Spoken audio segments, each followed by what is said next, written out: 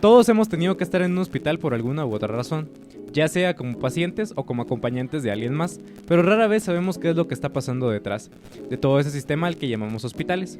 Como se ha dejado ver a lo largo de esta temporada, nosotros somos expertos en muchos temas. Nosotros no somos expertos en muchos temas, así que hemos decidido traer a alguien que ha vivido en primera persona estos mundos de los hospitales. Y creemos que los hospitales son claves para entender mucho de los temas de la política, pues tanto los conservadores como los progresistas creen saber cómo se debe manejar un hospital. Múltiples manifestaciones se han hecho para mejorar la atención a los hospitales. Los hospitales dependen de las estructuras de poder. Es gracias a la democracia que podemos tener hospitales públicos. En los hospitales el nepotismo es el pan de cada día, así como debemos luchar por un transporte público, debemos luchar por la salud pública. La forma en que se educan a los médicos repercute en cómo se manejan los hospitales. La forma en que la sociedad ve a los hospitales dice mucho de nosotros y cómo ha cambiado según el presidente que ha estado en el poder. Hoy responderemos a diversas preguntas, a diversas dudas que pueden surgir al pensar en los hospitales. Para empezar, ¿cómo es ser un estudiante de medicina? ¿Afectan algo en la universidad en la que se estudia? ¿Cómo mejoramos los hospitales con libre mercado o con más hospitales públicos? ¿Qué tanto afectan las decisiones políticas a los hospitales? ¿Ha cambiado algo durante los distintos gobiernos? Yo soy Fermat. Yo soy Marito. Yo soy Jerix. Y nosotros estamos más allá que acá. Y bueno, estamos en el último capítulo de esta temporada. Estamos en el último capítulo de todo este podcast, de esta travesía. Mario, ¿cómo te sientes de estar en el último? Pues la verdad es que bien, porque ya no te voy a mirar la cara, no durante mucho más tiempo seguido, así que todo bien. Vamos a iniciar con lo que es un podcast pues interesante que ya veníamos planeando hace mucho tiempo, pero hasta ahorita pudimos, ya que nuestro compañero se enfermó por acá. Pero bueno, ese es otro tema, que también es cuestión de enfermedades, ¿no? Aquí enlazamos todo, y creo que lo primero que quería hablar era sobre como el título lo dice, los hospitales. ¿Y cuál fue el primero aquí en Guatemala? El primero en la historia fue el Hospital de las Misericordias. Este fue el primer centro de salud del Reino de Guatemala en 1527. Este se construyó en 1537 y desapareció con la ciudad de Almolonga en 1541. Ahorita nosotros que somos de Quetzaltenango, pues algo que nos importa es de que también de los primeros hospitales creados fue el Hospital Regional de Occidente, que fue creado en 1843 y pues ahorita ya se conoce como San Juan de Dios, ¿verdad? O el antiguo hospital. Todo esto es muy interesante porque nos podemos dar cuenta de que desde ya hace mucho tiempo que viene la historia de los hospitales. O sea, realmente es muy antigua, desde la colonización básicamente de Europa. Es que hay centros de salud y pues también nos damos cuenta de que en estadísticas el 43% son públicos y el 57 privados. Esto da un poquito de contexto de cómo ha ido cambiando, porque todos estos primeros hospitales fueron públicos y ahorita ya predominan los privados. ¿Por qué será? A ver, nos damos cuenta que Mario no ha aprendido nada en estos 20 podcasts que tenemos. Lanza toda la información y no intenta conectar nada. 20 podcasts llevamos, 20 podcasts. Para empezar vamos a presentar al querido Javi. ¿Cómo estás el día de hoy, Javi? Bien, bueno, relativamente bien. Un médico que está enfermo. Sí, qué ironía, ¿no? Qué ironía. Es el nutricionista gordo, el fisioterapeuta cojo, etcétera, etcétera, etcétera, ¿no? El doctor enfermo. El doctor enfermo. Pero Javi, para los que no te conocen, que es nadie, básicamente. Javi es un amigo nuestro desde que estábamos en el colegio, estudiante actualmente de medicina, estudiante de la San Carlos, orgullosamente, según él, eso dice. Entonces, por favor, preséntate Sí. a nuestro querido público. Pues, ¿qué tal a todos los que nos escuchan? Que realmente creo que tal vez somos muy pocos, pero espero que en un futuro no tan lejano este podcast pueda llegar a más personas. Pero ¿qué tal? Me presento, soy Javier Juárez. Actualmente estoy estudiando medicina, como ya lo mencionaba Fer. Pues básicamente comenzaré diciendo que no esperaba vivir lo que estoy viviendo actualmente, porque creo que cuando uno inicia la carrera, al menos yo no esperaba salir de mi casa ni estar viviendo o viendo a distintas realidades de nuestro país, vaya. y cómo en distancias tan cortas podemos ya encontrar diferencias económicas, por así decirlo, o cómo está tan marcada ¿cómo se podría decir? Los niveles, las diferencias de clases. Y creo que ahorita, estando en el sistema de salud, me he dado cuenta aún más de esto.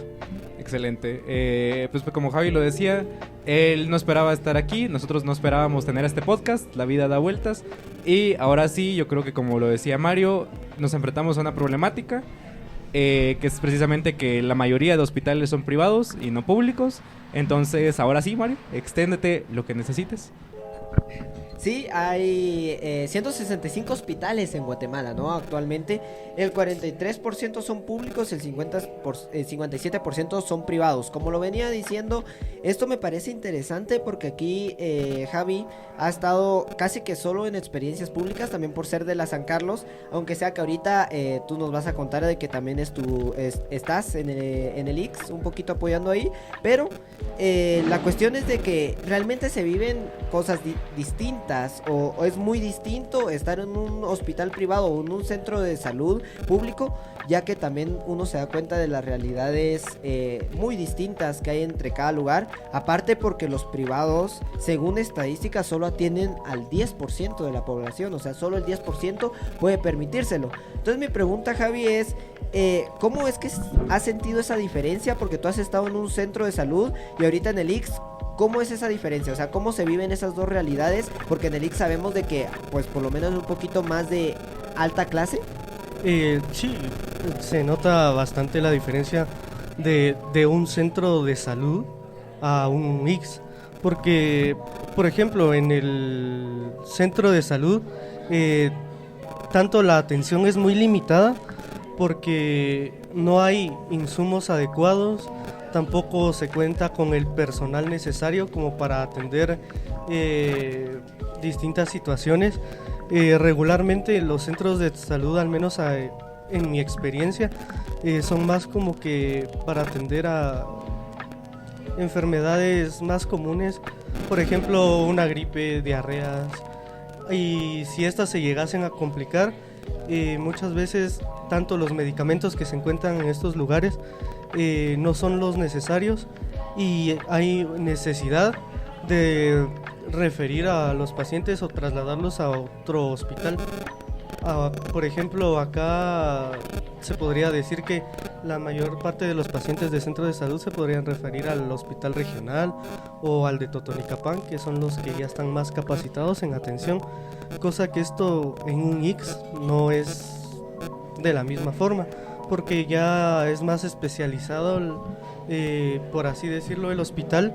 Encontrás más medicamentos, hay más personal, hay más médicos, aunque es cierto que sí cuentan con mayores medicamentos y también se puede contar con, por ejemplo, un caso que me llamó la atención a mí es de que el IX te puede, por ejemplo, si te fracturaste o algo, el pie, te pueden proporcionar sillas de ruedas, hay muletas a la disposición de los pacientes, cosa que en un centro de salud, si alguien llega con una fractura, no es como que te regalen las muletas, sino que es como que, mire, bueno, tiene una fractura y compre las muletas que usted pueda.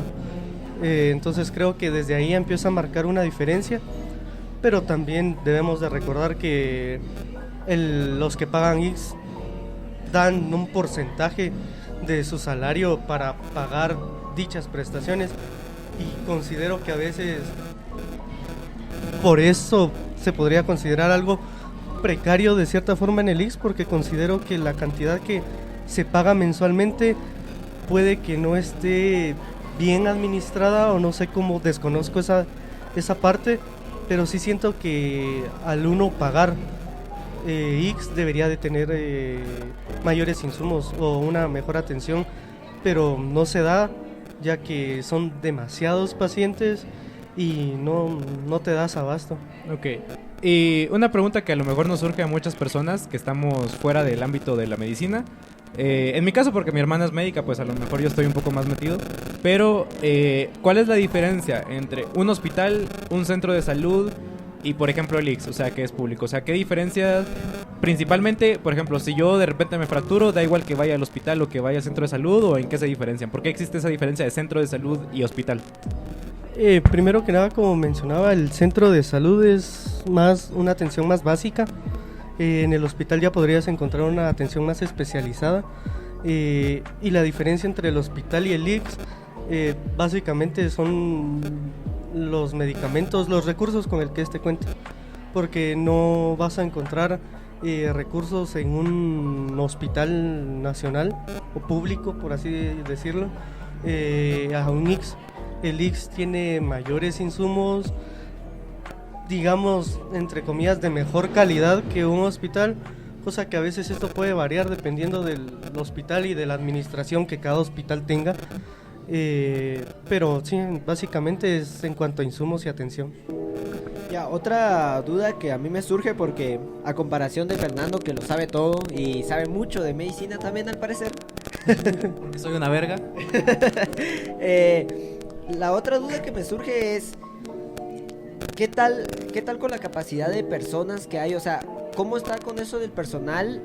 Porque tú también nos contabas afuera del podcast de que muchas veces a los practicantes, porque tú eres un practicante, casi que les dejan la tarea de muchas veces un doctor. ¿Cómo está eso del personal en estos centros de salud y en estos hospitales públicos? Sí, en el centro de salud, dependiendo del área, muchas veces no hay un doctor como tal, sino que únicamente se cuenta como que con personal de enfermería capacitado para atender. Incluso hay ciertas guías que le pueden orientar a la enfermera, en este caso, a poder medicar o dejar algún tratamiento.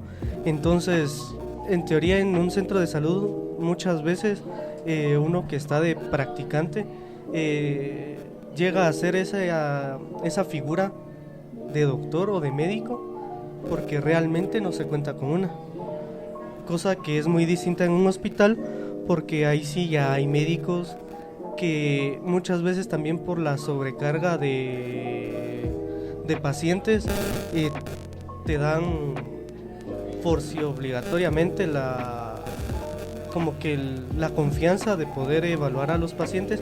Obviamente después tú le tenés que comentar todo al médico y todo lo que evaluaste del paciente, pero muchas veces sí no se da la oportunidad de que el médico evalúe como tal al paciente, por lo que mencionaba de la cantidad de pacientes y la poca contratación de médicos que hay en los hospitales. Y de esto no se queda exento el IX, porque también hay demasiados pacientes y también se tiene que recurrir a que practicantes atiendan a los pacientes, obviamente bajo supervisión, pero o sea, no es como que algún colegiado o alguien ya graduado esté atendiendo a los pacientes. Ya, realmente por lo que he escuchado y por lo que tú también me has contado, es de que la verdad es de que hay muchos problemas en cuestión de administración, en cuestión de corrupción también, me imagino, pero eso ya es más tema político que hay dentro de ahí. Tú no estás en ese ámbito administrativo, más que todo solo en el ámbito de pues apoyar, ¿no? en esos centros. Y pues que también tú me contabas una historia del centro de salud, de que hay casos donde ustedes tenían que ir más adentro y se miran esas diferencias. No llega un momento en donde a ustedes, o sea, es complicado para unos doctores, por ejemplo, como tú decías, decirle a una persona que obviamente llega a un centro de salud porque no tiene ni para comer y que llegue fracturada y decirle: usted debe que comprarse las muletas, usted debe que comprarse esto porque nosotros no se lo podemos dar? ¿No es complicado cuando llegan esos momentos? Es bastante complicado en cuanto a tema emocional, porque muchas veces querés ayudar a las personas, pero o sea, uno aparte de practicante no está ganando nada, entonces es como que, o sea, yo tampoco tengo. Y sí, exacto, y a veces como que querés darle a esas personas, pero o sea, simplemente, o sea, no hay, o sea, no, y te toca decir: así que decirles a la cara, mire, o sea, sí sabemos lo que tiene, pero o sea, no lo podemos ayudar o acá no hay.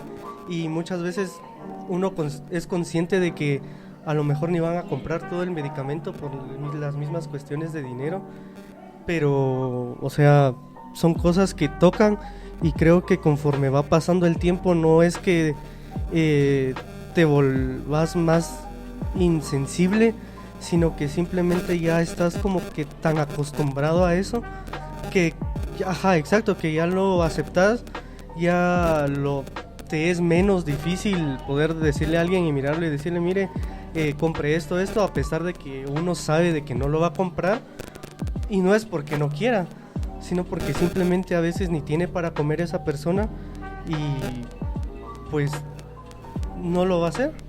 Y muchas veces siento que es mal visto en los hospitales cuando una persona llega y por ejemplo dice, es que fui con un huesero, que normalmente es como que las personas que me imagino que se dedican a como que, ajá, exacto, como un fisioterapista sin título, y muchas veces es molesto en el hospital ver y decir, bueno, ¿por qué no vino acá primero?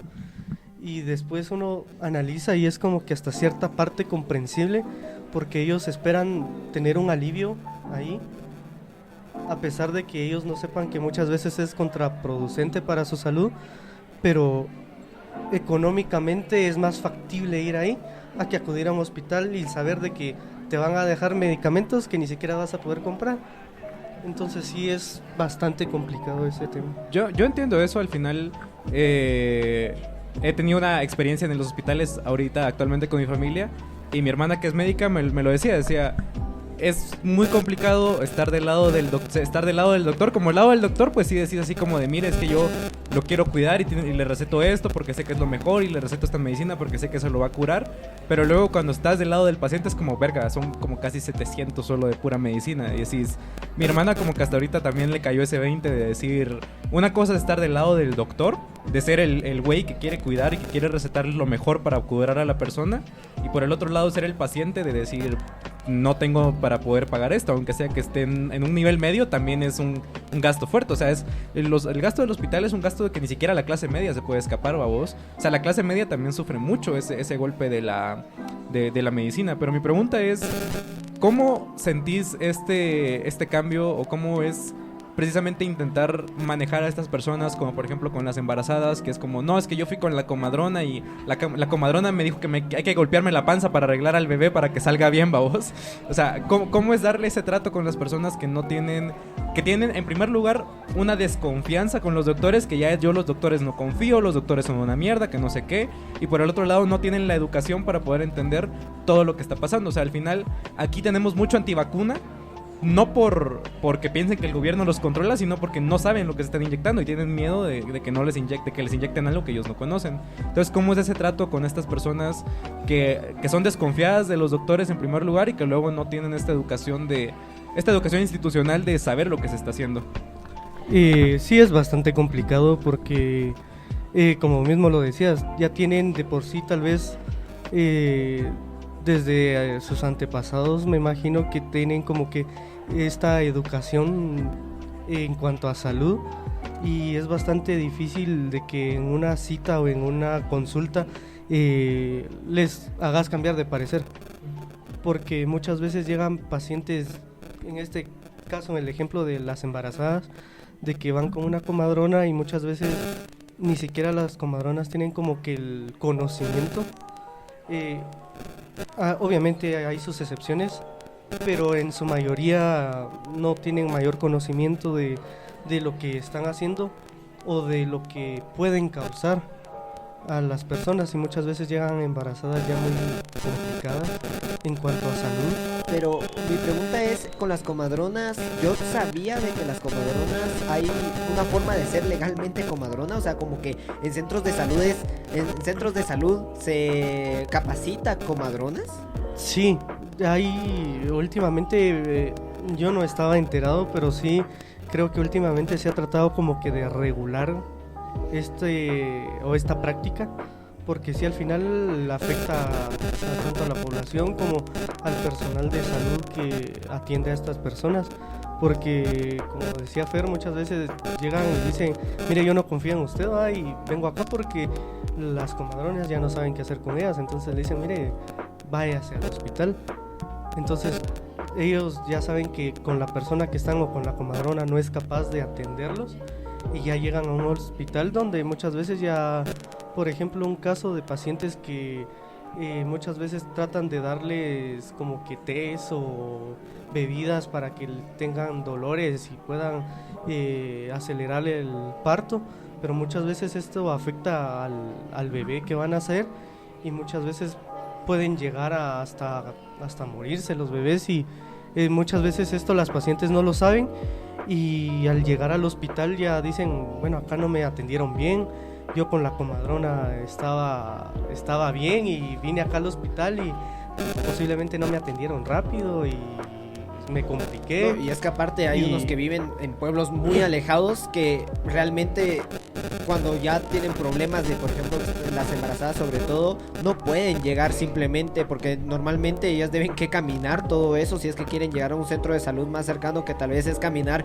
40 minutos y pues simplemente a lo mejor, y por eso es de que se dice, se están haciendo capacitaciones a comadronas para decir si por lo menos alguien que ayude, ¿no? O sea, alguien por lo menos que sepa más o menos qué está haciendo. Ajá, exacto, es que muchas veces también cuestión de distancia y más que todo las vías de transporte, porque no en todos los lugares se puede contar con un bus, o no a todas las aldeas llega un bus como tal, sino que hay como que tienen que contratar a un pick-up o algo similar que las transporte, y esto iniciando ya tiene un costo. Uh-huh. O sea, no es como que el del pick-up diga, bueno, sí, está embarazada, está mal, yo la llevo. Cabal. Sino que es un costo que muchas veces también es elevado, porque estamos hablando de un viaje de mínimo 1 hora. Uh-huh. Y muchas veces ni el pick-up puede entrar a donde ellos viven, sino que se las tienen que arreglar para salir hasta el punto donde encuentren un transporte. Entonces sí es... Sí, lo complicado también complicado. de esos lugares es también el entorno en el que se vive, ¿no? O sea, al final son entornos en los que la salud no es, o sea, ya no solo por el centro de salud, sino también la calidad del agua, la calidad del aire, la terracería, o sea, todos esos factores ambientales que también afectan la salud de las personas, que decís, ¿por qué hay muchas personas que viven en campo que de repente con 40 años que no están tan grandes ya tienen que usar bastón, babos? Porque al final pues tienen que estar todo el día encorvados y eso afecta la espalda y etcétera, babos. O sea, al final hay como un montón de factores ambientales que también afectan la vida, la calidad de vida de esas personas. Pero al final, retomando el tema de las personas alternas a la medicina, como las comadronas, los hueseros, los curanderos, etcétera, a mí se me hace extraño, o sea, es como paradójico, porque decís, como personas de ciencia que somos, como personas de ciencia que somos, sabemos que al final eso termina siendo contraproducente para la salud, como vos decías, pero al final las personas dicen, también, si el gobierno lo quiere regular es por lo que decía Mario, es porque ya no hay personas capacitadas para eso, o sea, ya no hay suficientes doctores para hacerlo. Y Mario tiene los datos de cuánto están los doctores y las enfermeras por cada ciudadano, pero decís, verga, o sea, de verdad, no, en lugar de fomentar a que las personas estudien medicina, es más fácil regular a las comadronas, es más fácil, miren, ¿sabe que usted le vamos a dar su licencia y usted haga lo que tenga que hacer porque me conviene más que usted sea la que lo haga a tener que pagarle a un practicante de medicina que venga aquí, por ejemplo, ¿va? Sí, de hecho, en cuestión de los datos, ya que estamos en eso, los datos son que por cada 1000 habitantes hay 0.35 médicos.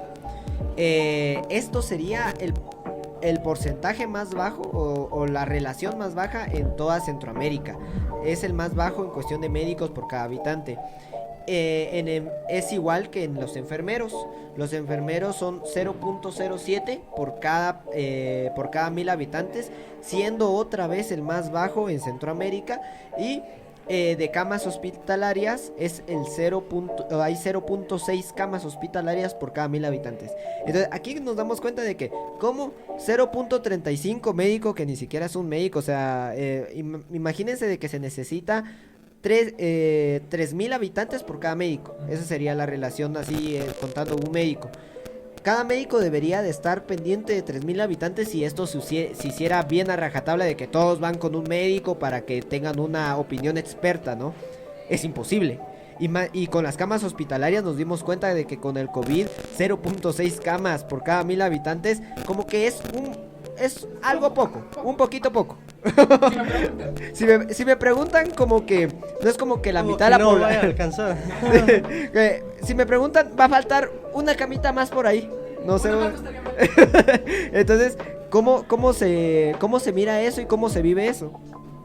De hecho, viendo los datos, y para no ir tan lejos, por ejemplo, en el IX, o sea, donde yo desconociendo el ámbito de medicina y todo, yo esperaría que se tuvieran las condiciones, porque estoy pagando cierta cantidad, al menos tener un espacio adecuado, pero muchas veces incluso en el IX no hay espacio. Muchas veces ni siquiera en estas instituciones se cuenta con los espacios adecuados o con las suficientes camillas para poder atender a las pacientes. Entonces creo que al observar las estadísticas que mencionabas y al vivirlo en persona, creo que sí. O sea, no... Y eso, como decís, de que el IX ni siquiera es público. Ajá, o sea, en teoría, la verdad no sé cómo, en qué régimen o en qué espacio va a catalogar al IX, si algo público o privado o simplemente algo considerado público. Micha. Sí. O solo por considerar cierto estatus de decir, yo tengo X. Pero sí, incluso en esos lugares los espacios de camillas es preocupante, porque no hay un espacio digno para atender a todas las personas y tampoco se da abasto. Sí, entendible. Y al final, ahorita aprovechando el tema del IX, voy a aprovechar para sacar mi odio hacia el IX. No, o sea, es que es lo que dice el Javi, o sea, al final, ¿qué es el IX, güey? O sea, ¿el IX es público o es privado? Decís, ok, el IX, cada una de las personas tiene que pagar, ¿cuánto es? ¿El 12%? No, el 12% es el IVA. ¿Cuánto es el porcentaje del IX? No me acuerdo, pero tienes que pagar un porcentaje. Sí, dentro del ICR tienes que pagar un porcentaje de tu salario para el IX, y luego tu patrón tiene que pagar una parte de impuesto al IX también. Decís, ok, pero entonces Ahí de un googlazo, como dato interesante, tenés que pagar el 10.67 de tu salario. Me acordaba el punto de 67, me acordaba, sí. 10.67 de tu salario. De ¿Qué tu es? salario total. No es mucho, o sea, yo me acuerdo que en clase de economía, en ingeniería, lo estábamos viendo, y al final, básicamente, al año tenés que pagar como unos, no sé, 100 y algo quetzales o algo. Ese 10% de tu salario representa, de salario mínimo son como unos 30 quetzales. Y si te vas a poner al brinco por pagar 30 quetzales para poder tener una salud, decís, no estés mamando. O sea, son solo 30 quetzales. ¿Qué haces con los 30 quetzales? Ni una Mac te puedes comprar con esos 30 quetzales. Como que mi compañero no sabe hacer matemáticas acá, 10% serían 300 para salario mínimo. Es que no me acuerdo. Me acuerdo que... Ojo al dato de ahí, ojo al dato. Sí, más o menos son como 300, que como tú decís, realmente 300 podrías llegar a decir, bueno, no es mucho, por lo menos si se te ofrecieran algo interesante, pero realmente lo que te dan es tiempos larguísimos de esperas que son insufribles, que si no te estás muriendo no te atienden rápido, y que si te estás muriendo solo ahí y capaz ahí sí es donde mejor te atienden, porque realmente cuando llegas de urgencias y todo eso, creo que sí es un poquito mejor que el hospital público, o sea, es un poquito mejor, pero en cuestión de reservar citas, no, debo que hacer mi chequeo de ojos porque yo tengo un problema de vista que se está empeorando, que es un problema de salud, o sea, una persona se puede quedar ciega porque el IX le dice de que le reserva en el 2026, porque hay fechas así de exageradas. Entonces, ¿cómo es que es eso? Pues fíjate que en cuanto al tema de dejar citas, desconozco el sistema que ellos utilicen. Lo que sí es cierto que de verdad no se da abasto por ejemplo, para consultas externas, que es donde dan las citas. Yo no sabría decirte a ciencia cierta en qué se basan para dejar una cita, porque uno como médico, por así decirlo, viendo cómo es un poco el sistema ahí, simplemente te pasan una lista de pacientes llegas, por ejemplo, tú en la mañana, llegas por la mañana y ya hay una secretaria que te tiene un listado y te dice, mire, estos son los pacientes que usted va a ver el día de hoy. Te pasa el listado y muchas veces los pacientes cuando entran a consulta se quejan de esto. De mire por qué me está atendiendo hasta ahorita o por qué me llamó hasta ahorita. Y te empiezan a alegar ahí y uno, o sea, haciendo este podcast es comprensible de que te insulten en la consulta. Porque, o sea, estás diciendo, verga, estoy pagando por esto y yo vine desde, ejemplo, 6 de la mañana a hacer fila y me están atendiendo hasta las 11, o sea, que... Ajá. O sea, no es justo. Si yo tenía una cita para hoy, ¿por qué no me atienden antes?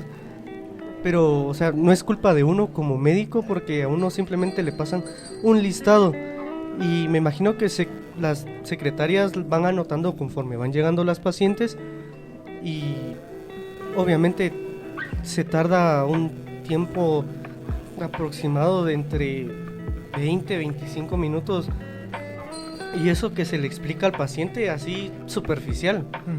Y obviamente a todos les tenés que dedicar cierto tiempo para explicarle lo que les está pasando, para poder explicarles qué es lo que tienen que hacer, lo que se tiene que hacer, tratamientos, exámenes. Y cuando, por ejemplo, se deja un examen o algún ejemplo, esto es del ICS en donde estoy, no sé cómo sea o se manejen en los diferentes ICS, que por ahí he escuchado que no todos tienen como que el mismo manejo, porque hay en algunos ICS donde sí cuentan con ciertos equipos que en otros no, entonces creo que ahí puede discrepar un poco de lo que pueda decir con lo que pueda hacer la realidad con alguien que pueda estar escuchando esto, pero en mi experiencia, por ejemplo, en el ICS donde estoy no hay para hacer tomografías, un ejemplo. Entonces, si uno pide realizar una tomografía, tiene que pasar por cierto papeleo de secretaría para que de parte del ICS le puedan pagar este examen. ¿Cuál es el tiempo que lleve realizar este trámite? Lo desconozco. Entonces, uno solo da como que, mire, se tiene que hacer este examen, y lo atendemos o lo miramos en su siguiente cita. O sea, eso es lo que yo he escuchado. Pero cuando salen a secretaría, no sé cuál sea el proceso de realizarse el examen, y después de realizado el examen no sé cuánto tiempo le dejen de parte de todo eso para poder llegar, y me imagino que ahí es donde se empiezan a alargar las citas y por tanto el papeleo y trámite que se tiene que hacer. Sí, además también es mucho por la burocracia de... Imagino que es muy burocrático. Como Kafka lo pone en sus libros de que Ajá. Es asquerosa, a veces es como de, ok, debo que hacer una tomografía y deben que hacer un papeleo para ver cómo hacen la tomografía, o sea, tú te pones a pensar, bueno, ok, sí deben que hacer un papeleo, pero en serio va a tardar 6 meses porque debe que pasar de esta instancia a esta otra instancia, de esta otra instancia a esta otra instancia, y después, no, es de que aquí se confundieron, y regresa la chibolita, y no, va a volver a pasar. Entonces es como de, es muy desesperante todo ese Y trámite. me imagino que esto también tiene que ver en relación a la cantidad de pacientes, porque imagino que han de haber estadísticas, o espero que al menos alguien se esté preocupando por esto. Tendría que haber una estadística de cómo lo están manejando. Pero es que eso es a nivel de gerencia. Idealmente a nivel de gerencia tendría que tener de cuántos trámites de estos se realizan por día, porque me imagino que dependiendo de la cantidad es conforme se va trazando, imagino yo. Sí, pero no sé, o sea, yo a veces me compadezco un poco de ustedes los médicos, porque al final ustedes son... A veces. Ojo. Porque al final ustedes solo son la carne de cañón de eso, ¿va? Ustedes al final son los operarios del hospital, ¿va? O sea, en tema de gerencia, ustedes están al mismo nivel que un albañil, básicamente.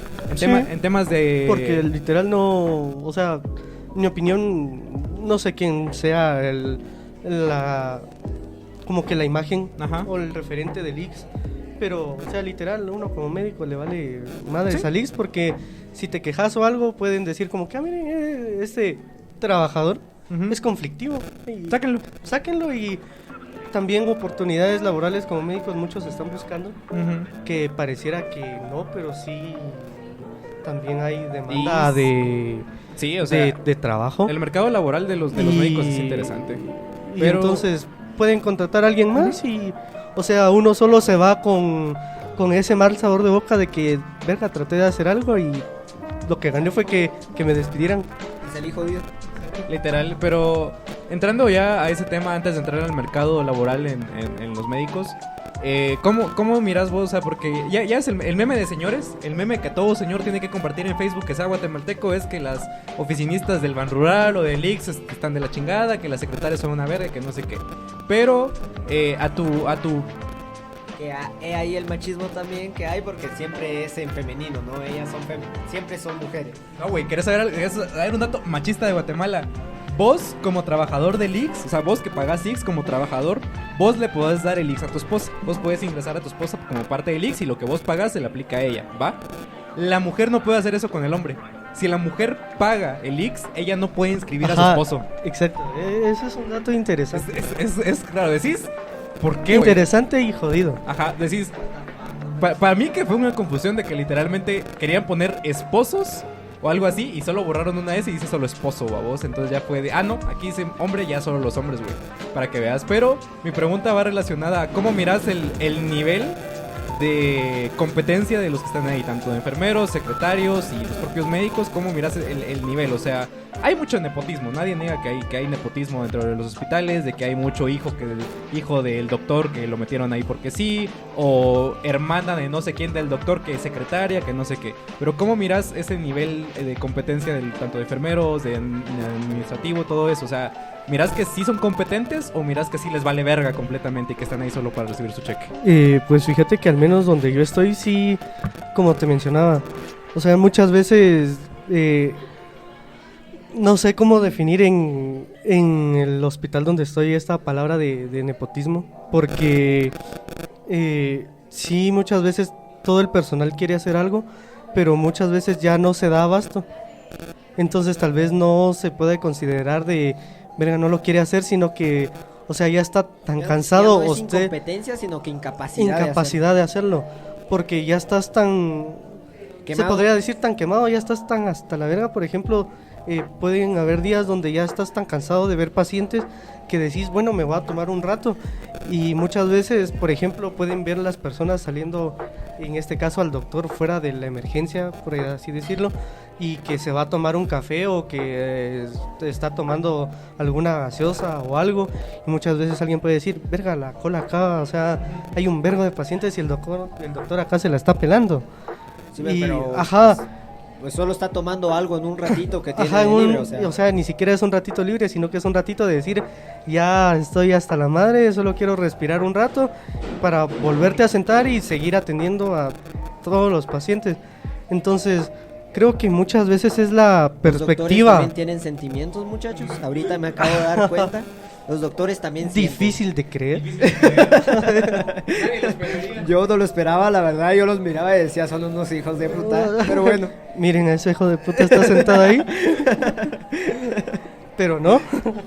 Sí, y sí, entonces creo que muchas veces es cuestión de perspectiva.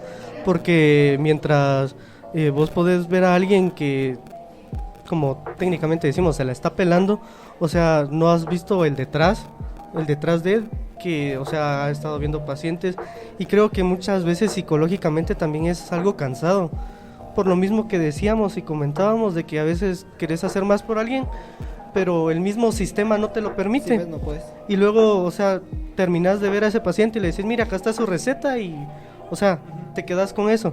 Viene alguien más con otra enfermedad y puede que le puedas decir lo mismo, mire, disculpe, esta es su receta y acá no tenemos. Y siento que hasta muchas veces psicológicamente es cansado de estar viendo y estar recibiendo enfermos, y muchas veces ya a las emergencias, después de estar viendo a estos pacientes, accidentes, personas que quieren que se les atienda en ese ratito, porque obviamente, un ejemplo, alguien que sufrió un accidente en moto y llega y tiene fracturas y conscientemente está mal, y, o sea, un paciente clínicamente mal, mientras que hay alguien que podemos decir llevaba 2 horas esperando por que se le atendiera porque tiene diarrea y tiene dolor de estómago. O sea, güey, sí es entendible que te duele el estómago, que tenés diarrea, pero, o sea, acaba de venir alguien que literalmente Es se vida o está muerte. muriendo. Ujú. Y muchas veces entran a decir como que, mire, ¿por qué no se me ha atendido? Y decís como, Sí, o sea, que- y no en me la cierta- estaba pelando, ajá. o sea, yo estaba viendo otro paciente, o sea, téngame paciencia. Pero muchas veces del otro lado es como que, es que verga, güey. o sea, es como que esa ineficiencia no es completamente de los trabajadores, sino que es parte del sistema, como hemos venido hablando de que el presupuesto es escaso. Guatemala es uno de los más débiles y precarios de Latinoamérica, eso es muy interesante, realmente es de los más precarios. Y es altamente ineficiente. Y no es ineficiente porque los trabajadores no se ponen a chambear y no son buenos, sino que porque de parte del sistema es así. Y yo creo de que en el subconsciente de toda la población ya está como que dado por hecho. Es como de, por ejemplo, como, mi mamá es como de, el IX es bueno porque no porque te vayan a atender bien, no porque sean eficientes, no porque te van a dar cita cuando lo necesites, sino porque si te pasa algo y algo que es muy jodido o cualquier cosa, por lo menos te van a dar el medicamento gratis. O sea, literalmente muchas personas lo toman como el IX es para mis medicamentos. O sea, ya no es de que voy a ir al IX. O sea, ya cuando me duele el estómago voy a un doctor privado para que me diga en ese mismo ratito, porque si no en el IX no pasó. Y en el IX solo es de... Ok, vengo acá, pero solo para que me des los medicamentos porque tengo presión alta, entonces necesito esos medicamentos constantemente y me los van a dar. Un dato ahí curioso, que muchas veces por emergencia, como mencionabas, ni siquiera es interesante y a veces me gustaría como que saber más a fondo cómo... o en qué se basan los del IX para Te van a suicidar, me te van dan a balazos sacar en la espalda. de cómo se maneja, porque hay medicamentos que ni siquiera por emergencia los podés dar, o sea que sí necesitas tener una cita, pasar a consulta externa, realizar todo un proceso para que tengas derecho a ciertos medicamentos, o sea que muchas veces ni porque llegues por emergencia al IX te van a poder dar gratis los medicamentos, porque burocráticamente no se te pueden dar. Ujú. Entonces, Y todo eso es Mira, al final eso, esa burocracia parte de un principio que es el hecho de usted no se lo merece. De si usted está aquí es porque tiene que pagar, pero vamos a revisar que sí haya pagado para no estar chingando a vos, porque usted, si no pagó, usted no se lo merece a vos, que decís, no, que acaso no me merezco vivir entonces, güey. Porque en un hospital privado la diferencia va a ser que te van a atender todo rápido a cambio de para que pagues un riñón, babos, que ahí mismo te lo saquen y que ahí lo dones, babos. Entonces, está de la chingada. Yo, este podcast también quería hacerlo para concientizar sobre eso, babos. A veces nos peleamos con el otro proletario contra proletario, porque al final los médicos son eso, son proletarios, babos. O sea, los médicos, aunque yo no quiera. literalmente, babos, aunque nos vean siempre por arriba del hombro como el Javi, babos, siempre nos vean que él es médico y que estudió no sé cuánto, Que son muy mamones. que no duermen, que la mamada, que eso. Es la carrera más difícil, dice. Sí, aunque no sepan Hashtag dividir. mamadores. Hashtag mamadores. Al final nos peleamos con ellos y el pedo es de no, güey, no te pelees con los pobres médicos, no te pelees con las secretarias, güey. El pedo no es de ellos no eligieron como es el sistema, ellos son parte del sistema y a veces son parte del problema, sí. Y hay algunos mierdillas por ahí también. Sí, o sea, siempre hay. Eso nunca lo vamos a evitar. Sí, eso siempre va a haber en todos lados, vamos, pero el chiste está en decir, no te pelees con ellos, güey. Ellos son igual que vos, o sea, si vos hubieras estudiado medicina, estarías en el lugar de ellos. Entonces, vos no sabes lo que viven los médicos precisamente, lo que es tener que estar estudiando y trabajando técnicamente sin que te paguen, porque son tus prácticas y son obligatorias hacerla, vos. Entonces, tampoco es un hecho de querer pelearse con ellos, ¿va? Entonces, para entrar y terminar con el tema del tema general, entremos al tema espinoso. Más de la mitad de los hospitales son privados. Según los de libre mercado, según mi ley, eso ya tendría que haber arreglado nuestro problema de salud, ¿no? Técnicamente, si ya más de la mitad son hospitales privados, técnicamente Guatemala ya no tendría que tener problemas de salud, ¿no? Porque pues ya todo es privado y eso quiere decir que el mercado se reguló de alguna forma y encontró algún precio más o menos estable para poder que todas las personas paguen. Pero no es así, nos damos cuenta que la realidad es que exactamente lo que tú decías, solo el 10% de la población guatemalteca puede acceder a esos hospitales privados. Y muchas veces, yo creo que dentro de ese porcentaje entran las personas que entran a través de la deuda. que tienen seguros, que tienen que pagar o que tienen que pedir préstamos porque si o no se van a morir, babos, ese tipo de cosas. Entonces, ¿cuál crees tú, Javi, y tú, Mario, a título personal ambos? Si la respuesta es que hay que seguir aumentando los hospitales privados para que el mercado se regule todavía más y que bajen los precios por la competencia, o empezar a eliminar hospitales privados y empezar a hacerlos públicos. ¿Qué opinan los dos a nivel personal? A ver, es complicado porque realmente es lo que tú dices, de que realmente los privados no les importa si tú vives o mueres, les importa que tú des el dinero. Es igual que en el IX, por ejemplo, cuando tenés una enfermedad muy, muy grave, por ejemplo, cuando es un cáncer o algo así, el IX, y sos parte del IX, el IX paga una parte, o sea, ya ni siquiera, o sea, ahí es como que hace la salvedad de que en ciertos casos solo como que te refieren a, por ejemplo, al militar, y en el militar te dicen, ok, pero esto es lo que nosotros cubrimos, que es por ejemplo un 70-80% y lo demás, pero imagínate un 70% de 100,000, o sea, igual debes que quedarte debiendo unos 30,000. ¿De dónde sacas 30,000 de puras quimios, de puro medicamento? O sea, literalmente hay muchas personas que es como, pues me muero ya, o sea, ¿para qué? Y además también yo he escuchado mucho esto de decir, muchas personas dicen, si a mí me pasa esto, o muchas que ya están en eso de las quimioterapias y todo eso, déjenme morir. O sea, prefiero morir a dejarlos endeudados a ustedes. O sea, llega a esos puntos de decir, no quiero que mi familia se endeude porque ellos todavía tienen algo por delante. Prefiero yo ya valer verga, güey. O sea, ya valí verga porque el sistema no me permite seguir viviendo, simplemente. Y entonces, ¿qué hay que hacer? A ver, yo creo que quitar hospitales privados sería muy, muy poco probable y muy poco factible, en el hecho de decir, habría muchos problemas, más que todos sociales, de que dirán, no, es que son unos comunistas de mierda. Sí, yo quiero a Chávez aquí, hospitales expropies, eso es lo que yo quiero. Entonces yo digo de que no es la mejor idea porque habría muchos clavos, pero lo que sí hay que hacer, sin ninguna duda, es fortalecer a los públicos.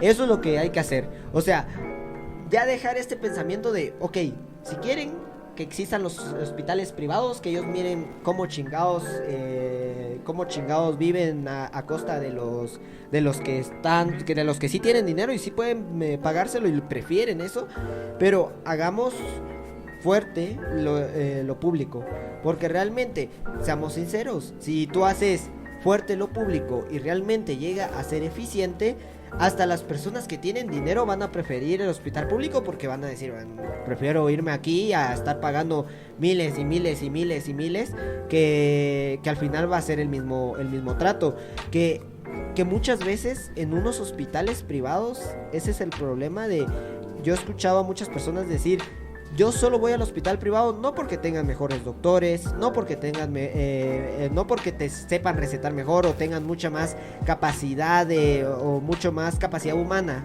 capital humano, como le dicen algunos, ¿no? O sea, no es que tengan más capital humano, es de que por lo menos me van a atender en el momento en que lo necesito. O sea, ya solo con atenderte en el momento en que lo necesitas, ganaría mucho los hospitales públicos. Entonces yo creo que hay que primero hacerlo más fuerte, porque el gasto en PIB es el más bajo de todos y viene así desde el 1995, que es que se tienen registros, o sea, básicamente desde que empezó la democracia, ¿no?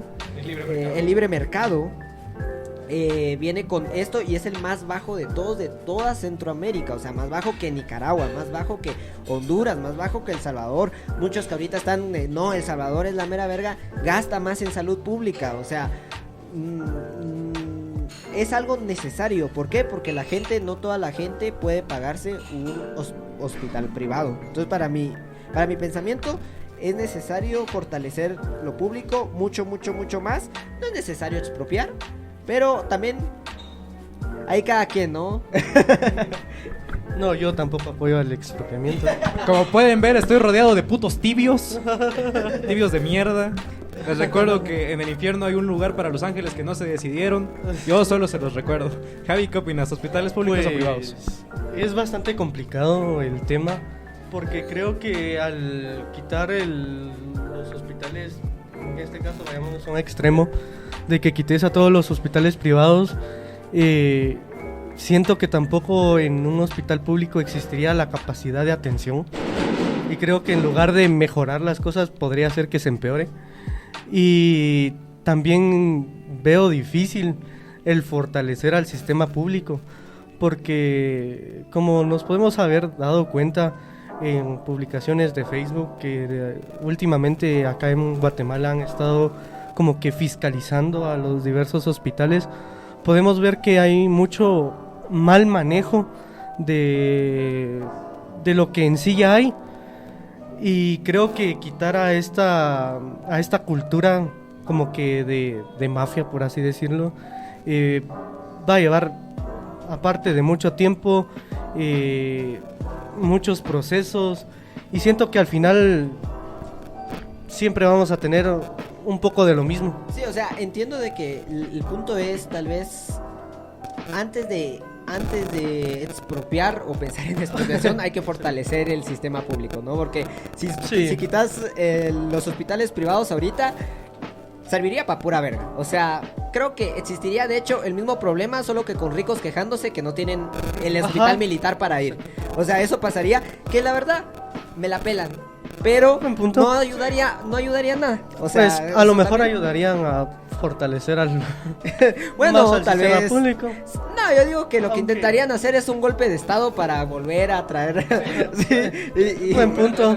Para volver a traer el libre pensamiento. Entonces, yo creo que no serviría de nada. Lo siento, Fer, la idea de expropiar no. Pero ahorita mismo no. Obviamente en un futuro pues se puede llegar a pensar y todo eso, pero creo que lo primero es fortalecer lo público. Creo que ese futuro está muy utópico, Mario. Ustedes porque no confían en nuestro paladín Bernardo Arévalo, pero yo estoy seguro que va a expropiar. A la verga. Sí, pues básicamente yo opino lo mismo. Yo creo que, ya en serio, yo opino lo mismo. Yo creo que al final hay que buscar ese equilibrio entre hospitales públicos y hospitales privados. Yo no creo que como tal haya que empezar a abrir más hospitales públicos, porque pues al final yo creo que ese es un problema más topográfico que solo Guatemala tiene, de que al final muchas aldeas están en montañas y es como verga, no puedo construir, aunque quisiera no puedo construir literalmente un hospital en una montaña por mucho que yo quiera. Comencemos desde lo básico, en que no hay unas carreteras dignas. Sí. Y muchas veces el resto de vías que hay para esas aldeas son terracería. Uh-huh. Sí, entonces yo empezaría primero, como tú dices, fortaleciendo el sistema público, mejorando los salarios, porque vos decís, ok, como lo decía el Javi hace rato en el X, ¿no? O sea, vos ya estás hasta la verga de ver pacientes, pero decís, bueno, por lo menos me están pagando chido, me lo voy a aguantar, mínimo pues, pero el problema está que vos decís, estoy atendiendo un chingo de pacientes, me están pagando de la verga, o a veces ni me pagan, y ¿para qué vergas estoy haciendo esto? Entonces a veces creo que como médico también te sale el humano de decir, nah, chinguen su madre, yo no voy a hacer esto, si ni siquiera me están pagando bien, babos. Entonces, y era lo que te decía, no sé si hay mencionarlo como nepotismo, era lo que te decía, porque al final llega un punto donde te cansas del sistema, a pesar de que sos parte de. Sí, entonces mi siguiente pregunta, Javi, para entrar al tema ya personal es, ¿qué es, cómo es ser un estudiante de medicina? ¿Cómo es ser el soldado raso de los hospitales? ¿Cómo es estar en esta jerarquía de R1, que es básicamente un compañero que va un año adelante que vos? ¿O cómo funciona esa jerarquía? ¿Cómo es sentirte oprimido por el propio hospital de yo entré a la carrera de medicina? O si algunos entran con este sentido de yo quiero ayudar a las personas, o cómo es ser este estudiante en el hospital, antes de la U, ¿cómo es ser estudiante en el hospital de practicante, o no sé cómo funciona? Y aparte a eso quiero agregarle una pregunta que es, ¿cómo ves la percepción también de otras universidades? Porque me imagino que te has topado a otros practicantes de otras universidades. ¿Sientes de que realmente están desapegados también un poco a la realidad o que es muy similar? Pues fíjate que creo que este sentimiento de ser estudiante de medicina creo que va a variar demasiado, diría yo, porque muchos compañeros ya entraron a la carrera sabiendo más o menos a lo que se iban a enfrentar, ya sea porque ya tenían algún familiar que es médico o que propiamente sus papás son médicos, entonces creo que tal vez ya habían vivido más de cerca como esta experiencia, por así llamarlo. Sin embargo, yo al momento de entrar a estudiar medicina en primera ni sabía que iba a dejar mi casa, o sea, empezando desde ahí, y ni sabía, ni tenía de cerca pensado lo cansado físicamente que iba a ser, porque muchas veces yo decía, estudiante de médico es un doctor, va, llega, se sienta, ve a un paciente y ya, o sea, esa era la idea que yo tenía tal vez al entrar a la carrera. Sin embargo, ya estando como tal en los primeros meses de estar como externo, creo que cambió un poco, una porque ya no estaba en mi casa, ya estaba lejos y te topas con distintas situaciones, porque creo que muchas veces uno en su casa, todos tienen como que cierta burbuja, tal vez no es la misma para todos, pero creo que nuestros papás siempre tratan la manera de que no pasemos por lo que ellos ya pasaron. Entonces, de cierto modo, cada quien tiene como que su burbujita personal. Y en este caso, de ir al primer año, yo sí tenía como, podrían llamarlo, esa vocación de querer ayudar a las personas, como que querer atenderlas, querer tratarlas. Pero desde ahí... yo voy a salvar la medicina de Guatemala, ¿no? Sí, no, que querés ser el prodigio de medicina, o ese es tu pensamiento, o yo espero que todos hayan tratado de tener ese pensamiento, pero te vas a topar con una realidad totalmente distinta, donde hay lugares que ya comentábamos, donde no hay insumos, donde el personal es mínimo, y te topas con diversas situaciones que no esperas vivir. Y siento que, como preguntabas de los compañeros de otras universidades, siento que en una universidad privada varía mucho, porque creo que hay tantos compañeros que tienen como que sí saben, por así decirlo, en dónde están parados o la realidad de nuestro país, como también me he topado con personas que, o sea, que esperas no toparte en tu vida. Sí, porque, o sea, viven en otra realidad, ni siquiera han salido de su burbujita y sí ven a las demás personas como que, o sea, güey, ¿por qué no te lo compras o te lo pagas y ya dejas de hacer tanto show? Cosa que decís, porque no puedo. Porque no puedo, güey, o sea, solo te quedas como que, ok, y no le prestas importancia porque, o sea, sabes de que su realidad es otra.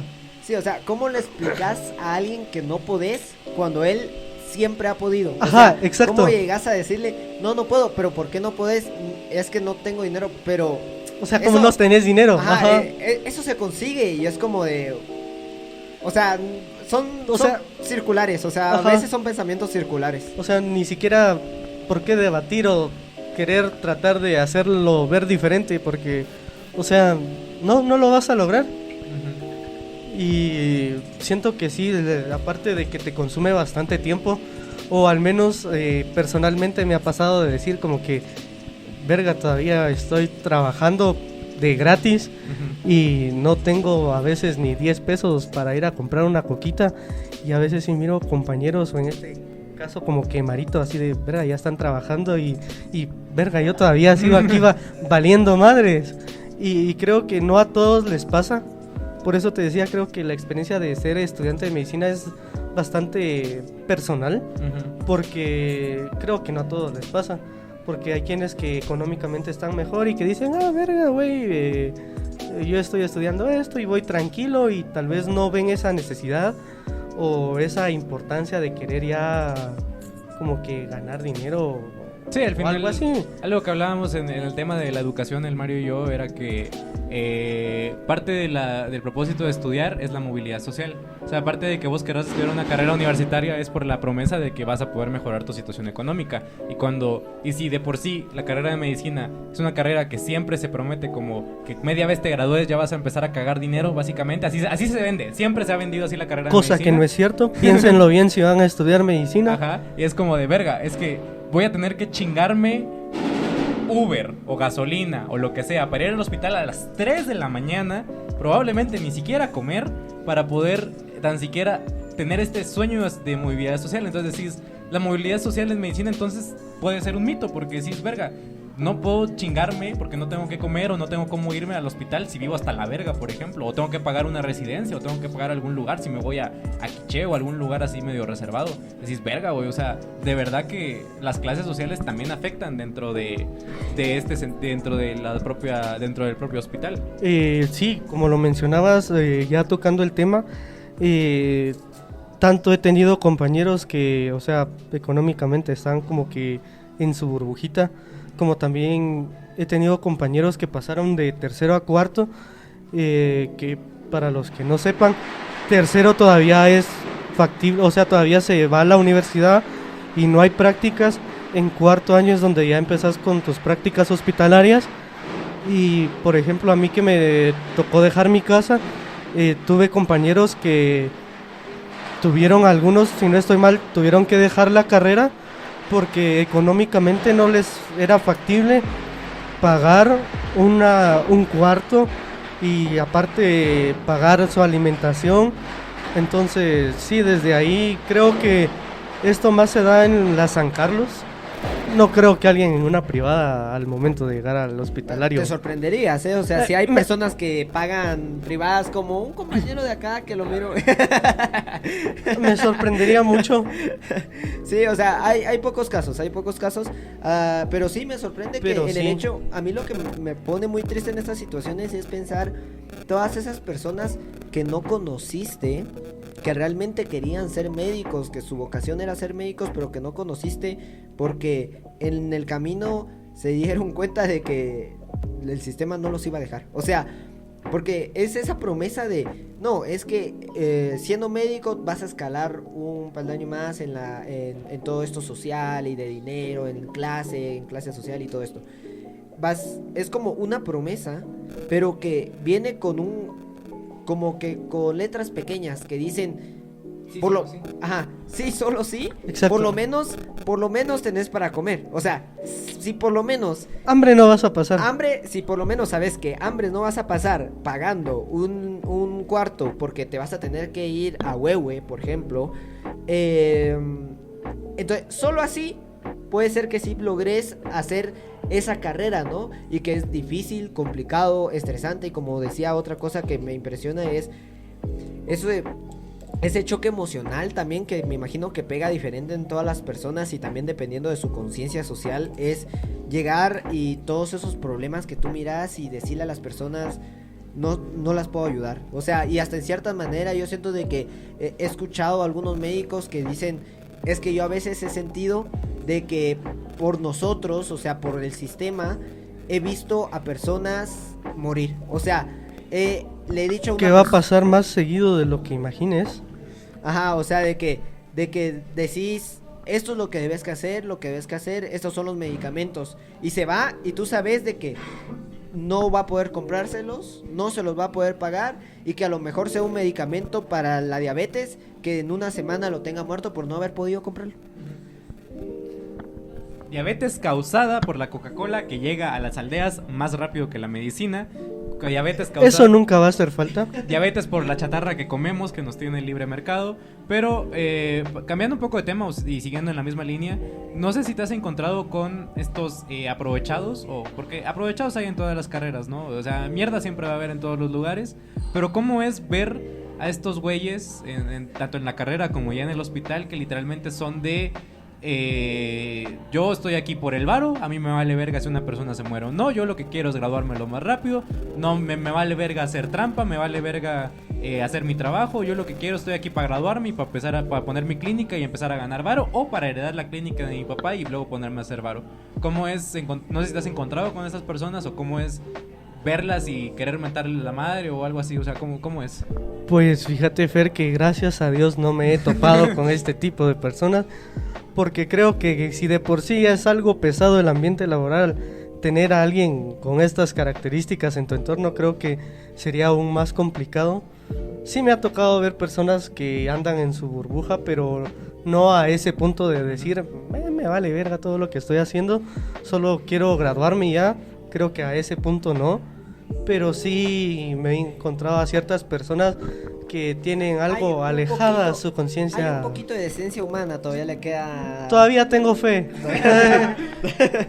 Sí, es que es complicado todo eso porque como tú decías, o sea, yo también digo, en mi carrera no he conseguido a alguien que sea exactamente así, pero yo creo que también muchas veces es la forma de ser uno, que también muchas veces uno aleja a esas personas o uno se aleja inmediatamente de esas personas porque cuando notas de que una persona está muy en su burbuja, decís, nah, acá no quiero estar. Y entonces ya no descubrís si de veras era una mierda o no, porque ya ni siquiera... Exacto, como estas personas que te digo que he conocido, o sea, De lejos al ya. principio era como que, ¿qué onda? O buenos días, y después ya ni siquiera eso, y no es por maleducado, sino que a veces los saludabas y te miraban como que, y este pendejito que me hace hablando, con su color.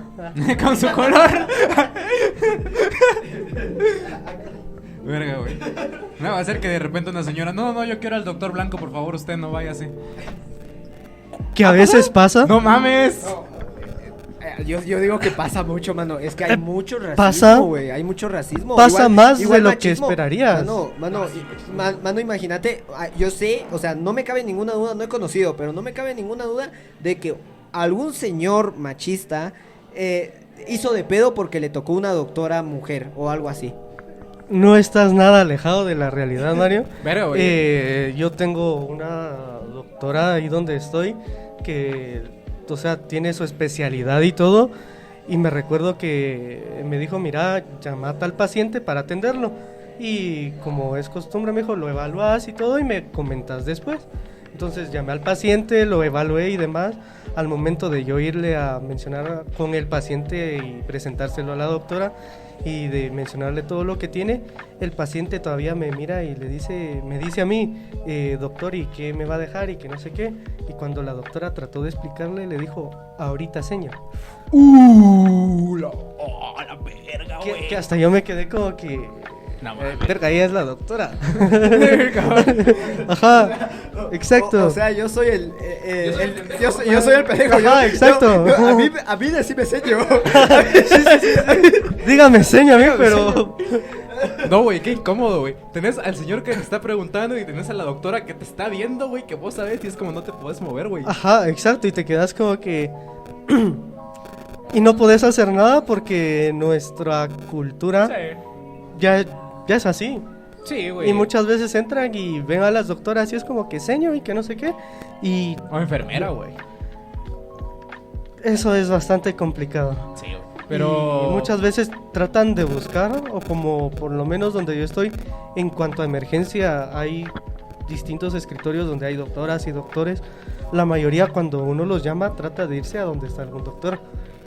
Sí, por ejemplo, una cosa que me dio gracias de que en el estudio donde yo miré sobre cuántos doctores, médicos hay, decía que 0.35 médicos por cada 1000 habitantes, y después decía, yo le cambié porque no me gustó, yo puse enfermeros para dejarlo todo en os, en masculino, porque ahí decía, y enfermeras 0.07, entonces ¿por qué enfermeras, güey? O sea, ¿por qué hacer esa distinción? O sea, ¿por qué médicos?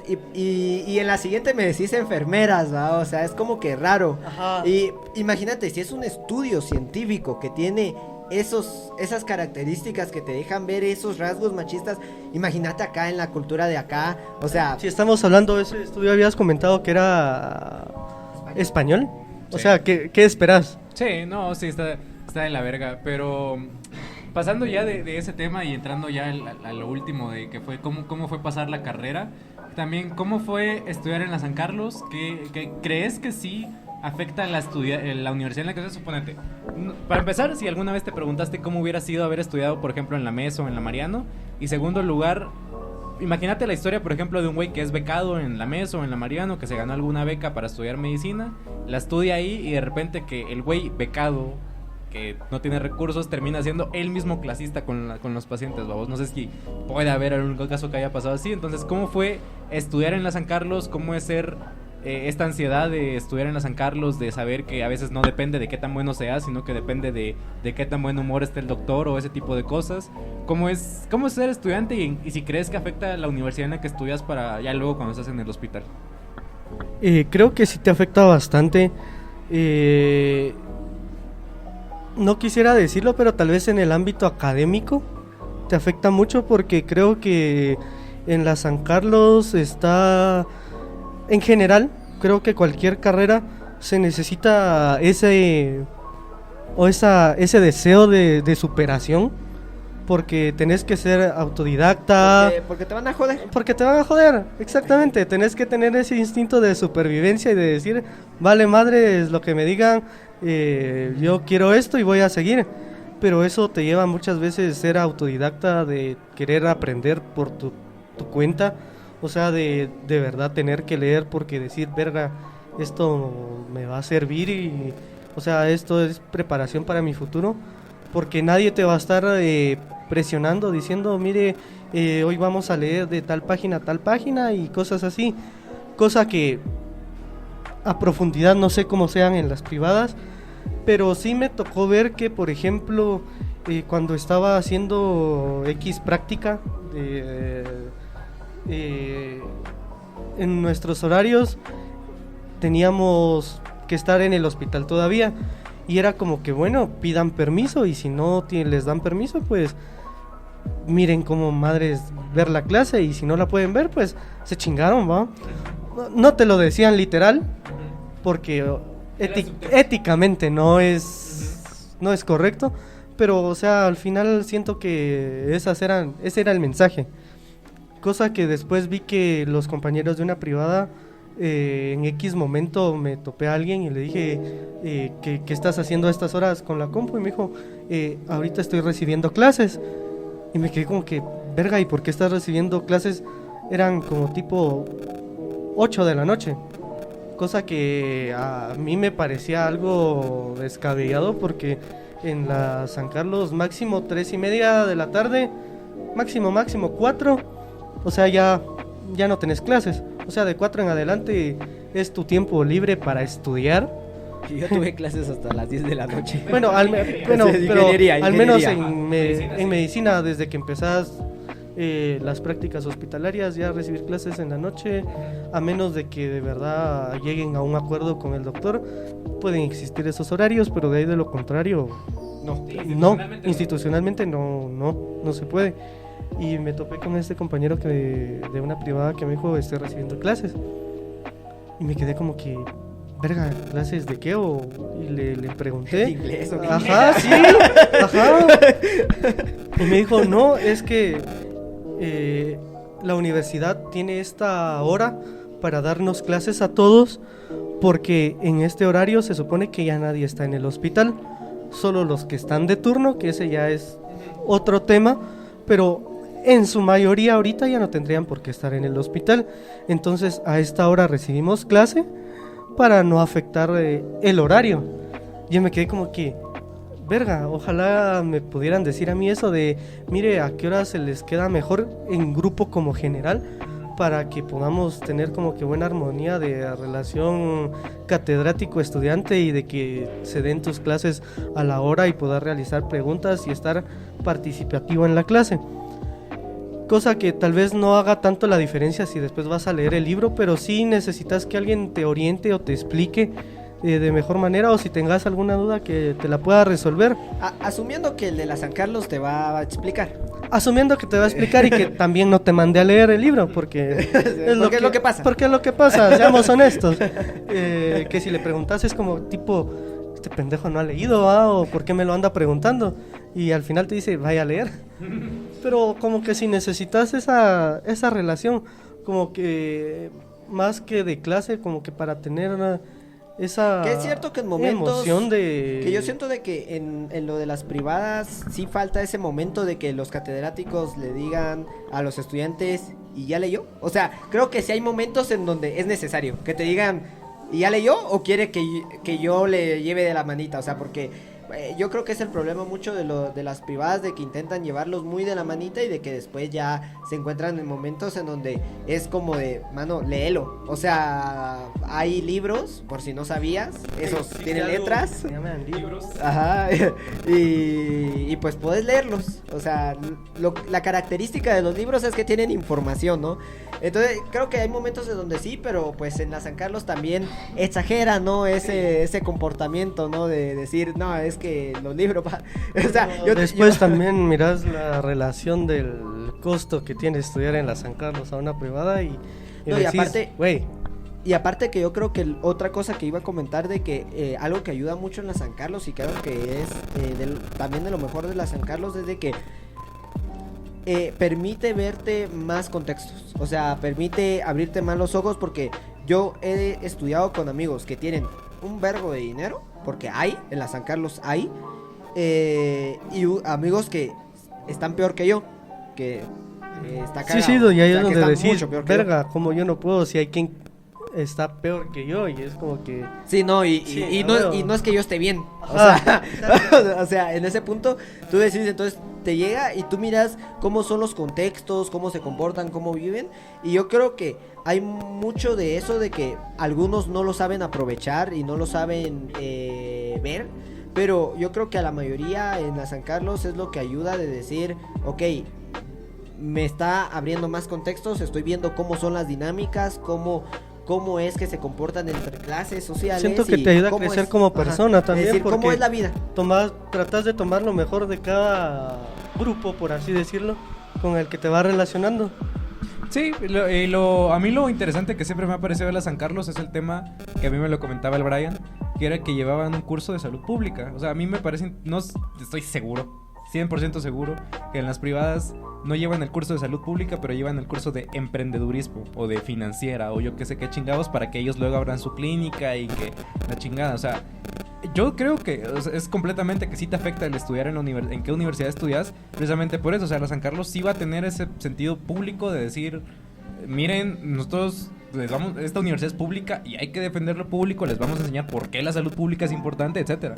La agenda marxista, güey. Sí, el marxismo cultural, punto y final. Laje tenía razón. Pero sí, yo estoy de acuerdo con eso. Yo creo que nos quedan un chingo de temas de lo que se puede hablar en hospitales. Yo quiero hacerle la última pregunta a Javi, que quería tal vez cerrar con esto, que es, ¿te sientes satisfecho con la carrera que has estudiado? ¿Te sientes bien? ¿Sientes de que vas en un buen camino?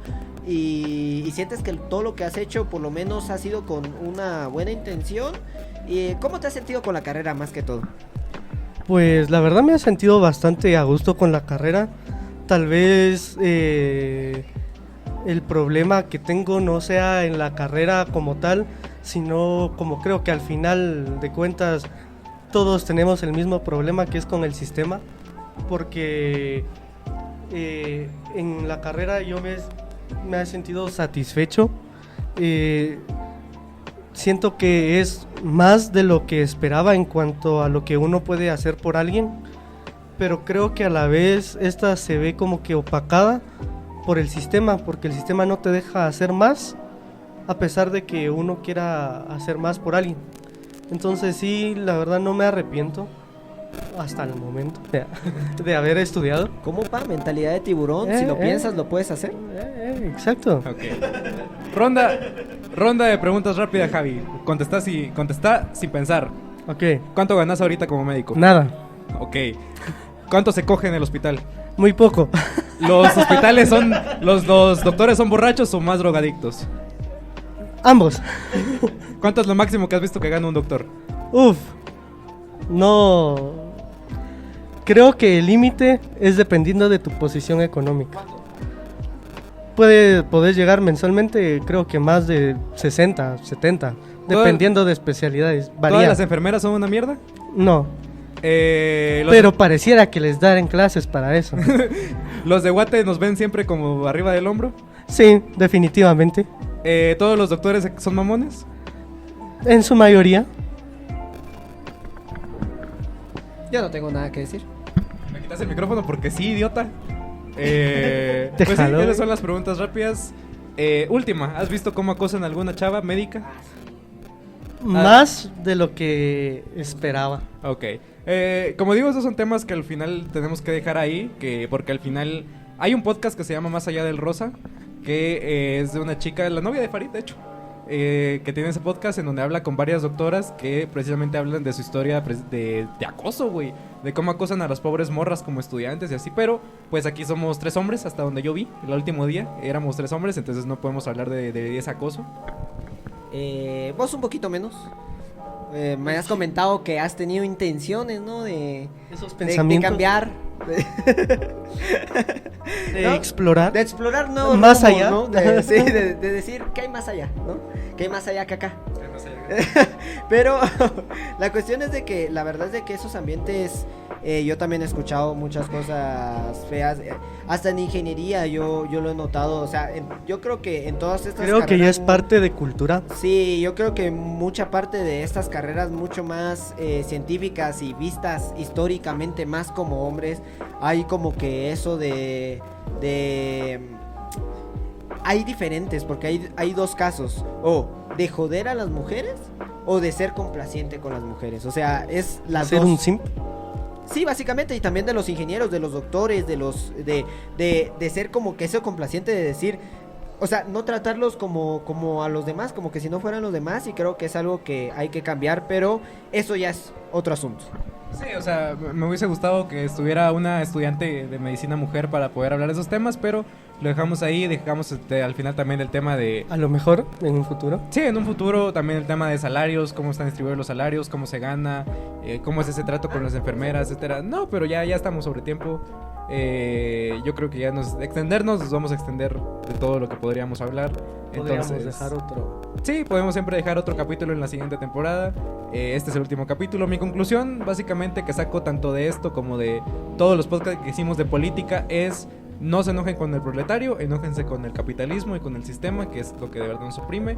Cambiar es posible, hacer un cambio siempre es posible, siempre podemos ir a mejor, siempre podemos estar más allá que acá, precisamente. Y cuando estén con un doctor, por favor, tengan dos barritas de empatía, de decir, es un güey que probablemente no ha dormido en todo este día porque le tocó turnar, y yo no voy a ir a quejarme solo porque me vio feo. O sea, también hay que entender que los doctores son personas y que ellos también, pues a veces, así como usted está de la verga de su trabajo, los doctores también están hasta la verga de su trabajo. Así como usted va borracho a su trabajo, así los doctores van borrachos a su trabajo. Solo piense eso. Mi conclusión es de que estamos jodidos, pero podemos estar menos jodidos o más jodidos. Entonces debemos que tratar de que sea menos, mejorar la situación pública, exigirle a los que están al mando de que mejoren esta situación pública, que es muy precaria, muy asfixiante y a la vez desesperante. Ya hasta te deja sin ánimo de decir, güey, voy a llegar a los 80 años, no, 80 mucho. Voy a llegar a los 50 años, y si se me ocurre que me dé cáncer, si yo tengo la osadía de enfermarme de cáncer, ya jodí, güey. O sea, yo ya digo, güey, yo cuando me dé cáncer de algo, en ese momento voy a decir, güey, ¿saben qué? Viví una vida. Ya, viví. Sí, o sea, ¿para qué más? Porque, y es como que eso jode. O sea, tú decís, bueno, de plano, pero jode porque decís, podría ser diferente, ¿va? Entonces tratemos que sea diferente, y esa sería mi conclusión.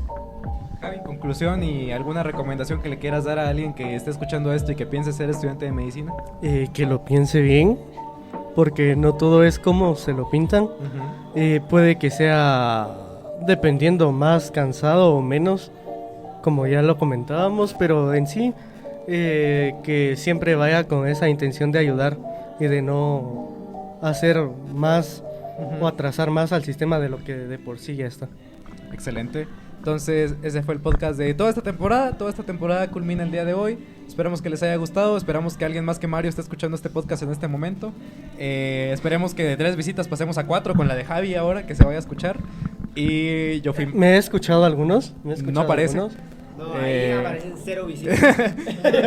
Literal, yo fui Fermat. Y yo, Marito. Jerix. Y nosotros estuvimos más allá que acá.